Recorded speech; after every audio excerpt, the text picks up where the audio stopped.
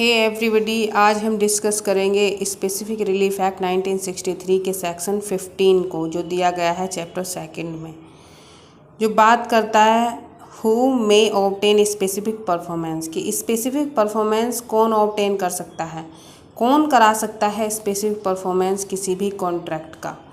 तो अब इसको हम बेयर एक्ट में रीड करते हैं।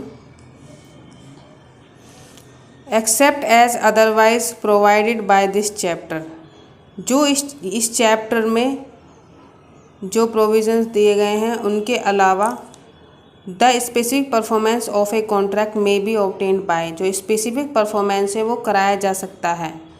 इसमें जो है क्लोज ए से लेके एच तक में वो पर्सन्स दिए गए हैं जो भी स्पेसिफिक परफॉर्मेंस करा सकते हैं किसी भी कॉन्ट्रैक्ट का। सबसे पहले बात करते हैं क्लोज ए में एनी पार्टी देयर टू, कि जो कॉन्ट्रैक्ट की जो पार्टी है ए और बी के बीच में, जैसे कि फॉर एग्जांपल ए और बी के बीच में कोई कॉन्ट्रैक्ट होता है तो ए भी स्पेसिफिक परफॉर्मेंस करा सकता है और बी भी करा सकता है, ठीक है। और जिसका नेक्स्ट है बी, क्लोज बी क्या कहता है, द रिप्रेजेंटेटिव इन इंटरेस्ट और the principal of any party thereto. और ये जो ए और बी हैं इनके रिप्रेजेंटेटिव इन इंटरेस्ट और प्रिंसिपल। रिप्रेजेंटेटिव इंटरेस्ट जो टर्म है ये काफ़ी वाइड टर्म है, इसमें लीगल रिप्रेजेंटेटिव भी आ जाते हैं, इसका सन डॉटर, और इसमें असाइनी भी आ जाता है, और इसमें जो हमारे ट्रांसफरी हैं वो भी आ जाते हैं। तो वो भी, और कोई प्रिंसिपल वो भी स्पेसिफिक परफॉर्मेंस करा सकता है किसी कॉन्ट्रैक्ट का। प्रिंसिपल कैसे, जैसे ए और बी के बीच में कॉन्ट्रैक्ट हुआ है, ए यहाँ पर एजेंट है और ये अपने प्रिंसिपल के बिहाफ पर कॉन्ट्रैक्ट करता है बी से, लेकिन आफ्टर कॉन्ट्रैक्ट जो है ये इसकी डेथ हो जाती है, तो यहाँ पर जो प्रिंसिपल है वो इन दोनों के बीच में जो कॉन्ट्रैक्ट हुआ था उसका स्पेसिफिक परफॉर्मेंस करा सकता है। अब हम आगे देखते हैं, इसमें एक प्रोवाइजो दिया गया है, provided that where the learning skill, solvency और एनी पर्सनल क्वालिटी ऑफ सर्च party is a material ingredient in the contract. यहाँ पर बात की गई है कि जो कॉन्ट्रैक्ट हुआ है ए और बी के बीच में, उस कॉन्ट्रैक्ट का जो बेस्ड है वो कॉन्ट्रैक्ट, जो उसका मटेरियल इंग्रेडिएंट है वो क्या है, स्किल है, सॉल्वेंसी है, लर्निंग है, मतलब कि वो पर्सनल क्वालिटी पे बेस्ड है। तो जो पर्सनल क्वालिफिकेशन पे जो बेस्ड होते हैं उनका हम जो है स्पेसिफिक परफॉर्मेंस नहीं करा सकते हैं, जनरल रूल है। तो यहाँ पर बताया गया है कि अगर कोई ऐसा कॉन्ट्रैक्ट है जिसका मटेरियल इंग्रेडिएंट ये सब हैं, तो फिर क्या होगा, where the contract provides that his interest shall not be assigned. और जहाँ की कॉन्ट्रैक्ट करते समय, जैसे हमारे ए और बी के बीच में जो कॉन्ट्रैक्ट हुआ है उस कॉन्ट्रैक्ट को करते समय ही उसमें प्रोविज़न डाल दिए गए हैं, उसमें ऐसा क्लोज डाल दिया गया है कि जो हमारे जो इंटरेस्ट हैं जो उसको असाइन नहीं करेंगे, जो लीगल रिप्रेजेंटेटिव हैं जिनका इंटरेस्ट है इस कॉन्ट्रैक्ट में, या कोई जो प्रिंसिपल हैं वो इसका स्पेसिफिक परफॉर्मेंस नहीं करा पाएंगे इस कॉन्ट्रैक्ट का जो हमारे ए और बी के बीच में हो रहा है। उससे सिर्फ हम दोनों ही, जो कॉन्ट्रैक्ट ऑफ द पार्टी है, हम ही बाउंड हैं, ना तो इसकी लीगल रिप्रेजेंटेटिव, ना इसको असाइन किया जाएगा, और ना ही इसका कोई प्रिंसिपल है वो आकर इस कॉन्ट्रैक्ट का स्पेसिफिक परफॉर्मेंस करा सकते हैं। ये पहले ही कॉन्ट्रैक्ट में मेंशन कर दिया गया है। अब इसका भी एक प्रोवाइजो है, unless such party has already performed his part of the contract और the performance thereof by his representative in interest और his principal has been accepted by the other party. जो ऐसी पार्टी है, ये जो party हैं दोनों, इनमें से किसी एक पार्टी ने अपना जो पार्ट है कॉन्ट्रैक्ट का वो पहले ही परफॉर्म कर दिया गया है। एग्जाम्पल के तौर पर ये कोई पर्सन ए है,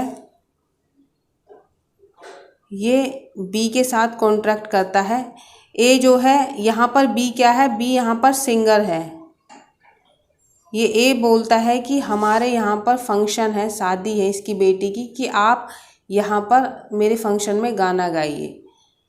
तो ये जो है ए जो है इसको 5 लाख रुपीस जो है एडवांस में दे देता है कि आपको गाना गाना है हमारे फंक्शन में। लेकिन फंक्शन से 2 दिन पहले ही इस बी का एक्सीडेंट हो जाता है और वो ऐसी कंडीशन में आ जाता है कि वो गाना नहीं गा पाएगा। तो बी जो है इसको इन्फॉर्म कर देता है कि मैं आपके फंक्शन में गाना नहीं गा पाऊँगा। ठीक है, तो लेकिन इसका जो बी है, बी का बेटा है कोई डी, वो भी सिंगिंग करता है। तो बी इसको इन्फॉर्म करता है कि मैं तो नहीं गा पाऊँगा लेकिन मेरा बेटा है, आप चाहें तो उससे गवा सकते हैं। तो यहाँ पर जो ए है वो जो इसका लीगल रिप्रेजेंटेटिव ये बोलता है ठीक है आप डी को भेज दो। तो यहाँ पर जो डी है उसको स्पेसिफिक परफॉर्मेंस करा सकता है कि इसका लीगल रिप्रेजेंटेटिव होने के बाद भी कि आप जो है गाना डी से ही गवा दीजिए। आप इस कॉन्ट्रैक्ट का स्पेसिफिक परफॉर्मेंस कराने के लिए ए कोर्ट में जा सकता है। नेक्स्ट क्लोज है सी। इसमें क्या कहा गया है, where the contract is a settlement on marriage. अगर कोई कॉन्ट्रैक्ट है जो कि मैरिज के सेटलमेंट को लेकर है, जैसे कि कोई ए है वो बी के साथ, ए का बेटा है और बी की बेटी है, ठीक है, ये दोनों आपस में ए जो है कॉन्ट्रैक्ट करता है बी से कि आप अपनी बेटी की शादी मेरे बेटे से करा दीजिए। शादी के बाद हमारे पास ये प्रॉपर्टी है, लैंड है, 100 गज का प्लॉट है, हम इसको बी को गिफ्ट कर देंगे। तो शादी के बाद जो है ये गिफ्ट करने से मना कर देते हैं जो इसकी डॉटर है उसको, बी की जो डॉटर जी है। तो यहाँ पर जो जी है वो इन दोनों के बीच में जो कॉन्ट्रैक्ट हुआ था ये उस कॉन्ट्रैक्ट की पार्टी ऑफ द कॉन्ट्रैक्ट तो नहीं थी, लेकिन क्योंकि इसका इंटरेस्ट है इस कॉन्ट्रैक्ट में, तो ये जो जी है ये इस कॉन्ट्रैक्ट को स्पेसिफिक परफॉर्मेंस के लिए कोर्ट में जा सकती है, सूट इंस्टीट्यूट करा सकती है। अब हम आगे और जो है दूसरा है और a compromise of doubtful rights between members of the same family, any person beneficiary entitled thereunder. इसमें बात की गई है कि कोई एक ही फैमिली के पर्सन हैं, एक्स है, वाई है और जेड है, ये तीनों भाई हैं। ये जो है इनकी कोई प्रॉपर्टी पड़ी हुई है ये, ठीक है, ये 2 भाई जो है ये शहर चले जाते हैं, मेट्रोपॉलिटन एरिया मुंबई में चले जाते हैं और अपना एक बिजनेस इस्टेब्लिश कर लेते हैं और आपस में दोनों कॉन्ट्रैक्ट करते हैं कि जो हमारी जो ज़मीन पड़ी है गांव में उसे हम अपने भाई जेड को दे देंगे, ठीक है ना। सारी ज़मीन जो हमारा भी हिस्सा है, तीनों का हिस्सा है, हम उसको जेड को दे देंगे। तो ये जो जेड है, जेड जो है इन दोनों के बीच में जो कॉन्ट्रैक्ट हुआ है इस जेड, क्योंकि जेड जो बेनिफिशियरी है इनके कॉन्ट्रैक्ट का, तो ये भी इनके जो कॉन्ट्रैक्ट हुआ था उसका स्पेसिफिक परफॉर्मेंस करा सकता है, ठीक है। अब हम नेक्स्ट देखते हैं आगे डी क्लोज क्या कहता है, where the contract has been entered into by a tenant for life in due exercise of a power the remainderman. यहाँ पर कहा गया है कि कोई कॉन्ट्रैक्ट हुआ है एक बी और यहाँ पर है एक सी। ये जो है ए बी से कॉन्ट्रैक्ट करता है और इसको प्रॉपर्टी दे देता है, उसे लाइफ इंटरेस्ट दे देता है उस प्रॉपर्टी में, ठीक है ना। और जो सी है इसको एब्सोल्यूट इंटरेस्ट दे देता है। एब्सोल्यूट इंटरेस्ट मतलब कि वेस्टेड इंटरेस्ट दे देता है सी को। तो यहाँ पर सी जो है रिमाइंडर मैन है।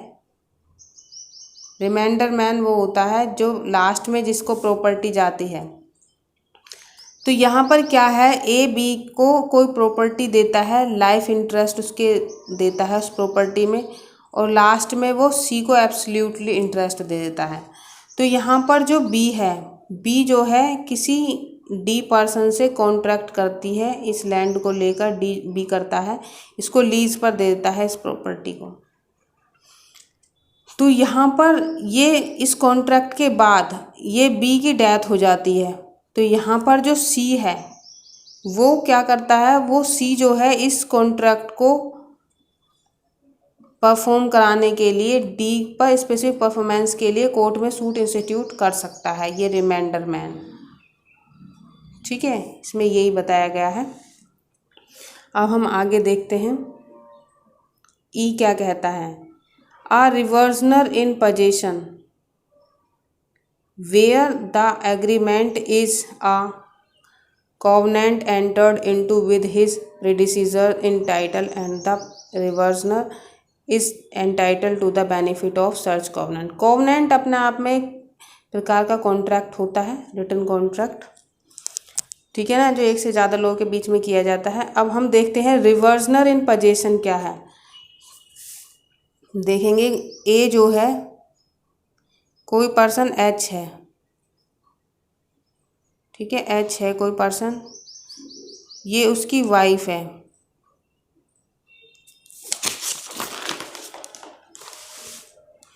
एच जो है एक्सपायर हो जाता है, एच की डेथ हो जाती है। डेथ के बाद इसकी जो प्रॉपर्टी है ये अब तो एप्लीकेबल नहीं है, 1937 से पहले ये प्रोविज़न एप्लीकेबल थे कि हस्बैंड की डेथ के बाद वाइफ को पहले जो है लाइफ इंटरेस्ट मिलते थे सिर्फ उस प्रॉपर्टी में, लिमिटेड इंटरेस्ट, सिर्फ लाइफ इंटरेस्ट मिलते थे, ठीक है ना, लिमिटेड इंटरेस्ट मिलते थे।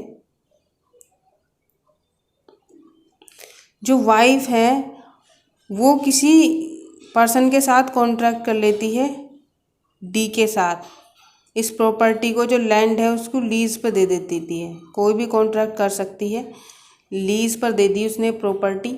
तो यहाँ पर इस कॉन्ट्रैक्ट के बाद ये डब्लू जो है, जो वाइफ है, इन दोनों के कोई चाइल्ड नहीं है, ठीक है ना, इनका कोई, इनके बच्चे नहीं हैं, इनके चिल्ड्रन नहीं है, कोई चाइल्ड नहीं है। इसलिए जब ये इसकी डेथ हो जाती है, इस एच की जो पत्नी है, तो ये जो कॉन्ट्रैक्ट इनके बीच में हुआ था, तो ये जो प्रॉपर्टी है ना ये कहाँ चली जाती है, एच का जो ब्रोदर है उसको चली जाती है। तो ये जो ब्रोदर है ये क्या है, यहाँ पर ये ब्रोदर जो हमारा क्या है, ये रिवर्सनर इन पोजेशन है। क्या है ये, रिवर्सनर इन पोजेशन।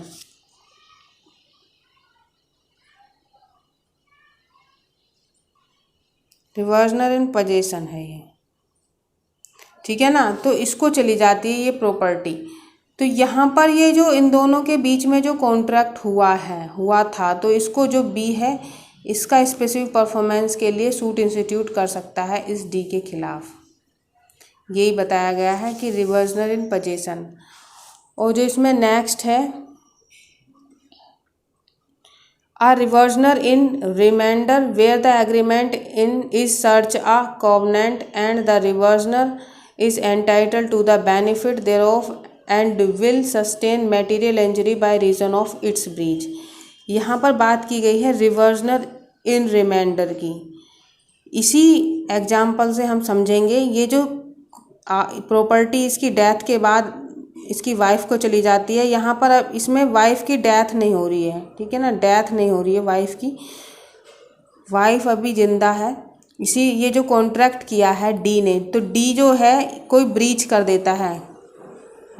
देता है कॉन्ट्रैक्ट का जो इनके बीच में हुआ है, ठीक है। तो यहाँ पर ये ब्रीच कर देता है जिसकी वजह से जो टर्म थी कॉन्ट्रैक्ट की उनका वॉयलेशन कर देता है। तो ये बंदा जो बी है ये इसके खिलाफ, क्योंकि कहीं ना कहीं इसके ये बेनिफिशियरी है, इसके इंटरेस्ट जो है अफेक्ट हो रहे हैं, इसको इंजरी, मटेरियल इंजरी हो सकती है, तो ये कोर्ट में जाता है इसके खिलाफ स्पेसिफिक परफॉर्मेंस के लिए, ठीक है। यही बताया गया है इसमें। यहाँ पर ये रिवर्सनर इन रिमाइंडर होगा, पोजेशन नहीं होगा, रिमाइंडर होगा, क्योंकि लास्ट में प्रॉपर्टी इसके पास ही जानी है, इसलिए यहाँ पर ये रिवर्सनर इन रिमाइंडर। अब नेक्स्ट देखते हैं आगे।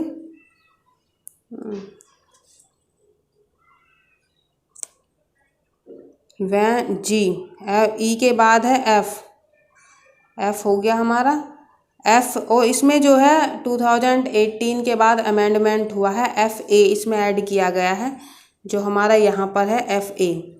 When a LLP has entered into a contract and subsequently becomes amalgamated with another LLP partnership, the new LLP partnership which arises out of the amalgamation.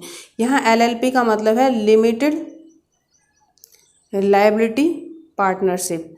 जब कोई LLP, यहाँ पर कोई LLP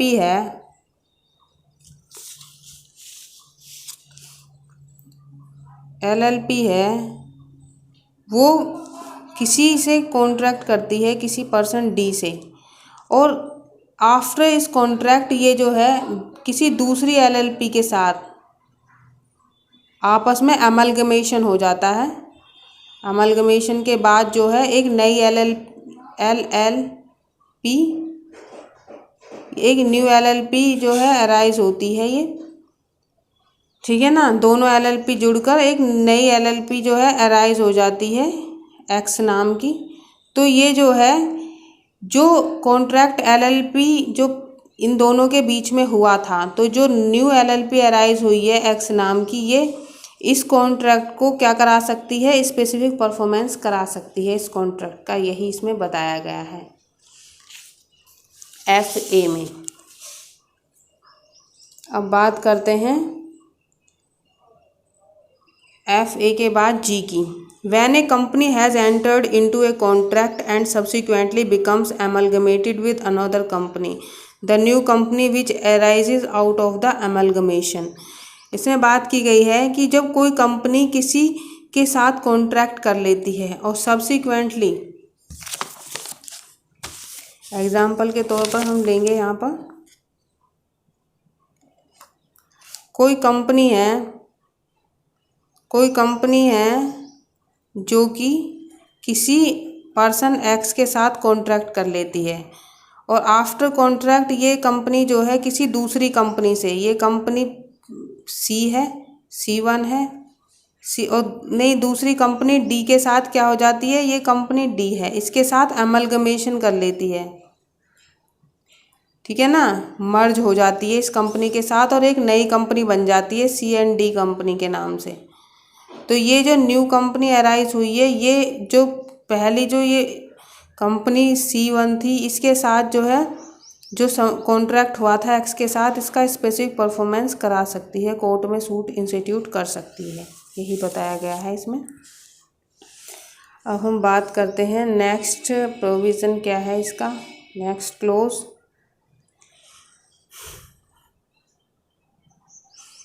When the promoters of a company have before its incorporation entered into a contract for the purposes of the company. यहाँ पर बात की गई है कि कोई हमारे प्रमोटर्स हैं, कोई कंपनी है, हमारी कंपनी के प्रमोटर्स हैं, A और B प्रमोटर्स हैं। कोई कंपनी बनने से पहले प्रमोटर्स होते हैं जो उस कंपनी को के लिए अरेंजमेंट करते हैं। ये किसी के साथ कॉन्ट्रैक्ट कर लेते हैं F पर्सन के साथ। अभी जो है कंपनी बनी नहीं है, इनकॉर्पोरेटेड नहीं हुई है। इनकॉर्पोरेटेड का मतलब है, इनकॉर्पोरेटेड नहीं हुई है, इनकॉर्पोरेटेड का मतलब है कि कंपनी जो है अभी उसका रजिस्ट्रेशन नहीं हुआ है। आफ्टर रजिस्ट्रेशन कोई भी कंपनी अस्तित्व में आ जाती है, उसे हम इनकॉर्पोरेशन बोलते हैं, इनकॉर्पोरेटेड बोलते हैं, ठीक है ना। तो उससे पहले ही ये अरेंजमेंट करते हैं, ये प्रमोटर्स हैं कंपनी के, ठीक है ना। तो ये प्रमोटर्स क्या करेंगे, F के साथ जो कॉन्ट्रैक्ट हुआ है, जैसे F के साथ बहुत सारी चीज़ें अरेंज करनी पड़ती हैं, फर्नीचर हो गया या फिर कोई हमारा इलेक्ट्रॉनिक्स, कोई मशीनरी हो गई, ये सारी चीज़ें किसी से F के साथ इनको लेकर कॉन्ट्रैक्ट करती हैं ये प्रमोटर्स। तो इनकॉर्पोरेशन के बाद में जो कंपनी बनी है वो जो है इसको एक्सेप्ट कर लेती है, इस कॉन्ट्रैक्ट को, ये एक्सेप्ट कर लेती है इस कॉन्ट्रैक्ट को जो इन दोनों के प्रमोटर्स और F के बीच हुआ है, और इसको F को भी इस बात की सूचना दे देती है, इनको भी इन्फॉर्म कर देती है कि मैं इस कॉन्ट्रैक्ट को एक्सेप्ट करती हूँ। तो फिर ये जो सी है, ये जो कंपनी है, इस एफ के अगेंस्ट जो है स्पेसिफिक परफॉर्मेंस का सूट इंस्टीट्यूट कर सकती है, इससे बोल सकती है कि जो कॉन्ट्रैक्ट हुआ है उसका स्पेसिफिक परफॉर्मेंस करिए। अब हम नेक्स्ट पे आते हैं, लेकिन इसमें प्रोवाइजो जुड़ा हुआ है। मैंने आपको बता दिया है कि जो कंपनी है एक्सेप्ट कर लेती है इस कॉन्ट्रैक्ट को, लेकिन उससे पहले उसको कम्युनिकेट करना पड़ेगा उस एक्सेप्टेंस के बारे में उस पार्टी को जिसके साथ कॉन्ट्रैक्ट किया है प्रमोटर्स ने। ठीक है गाइस, यही था हमारा सेक्शन 15। अगर आपको वीडियो पसंद आई हो तो इसे लाइक करें और हमारे चैनल को सब्सक्राइब करें। Thanks for watching.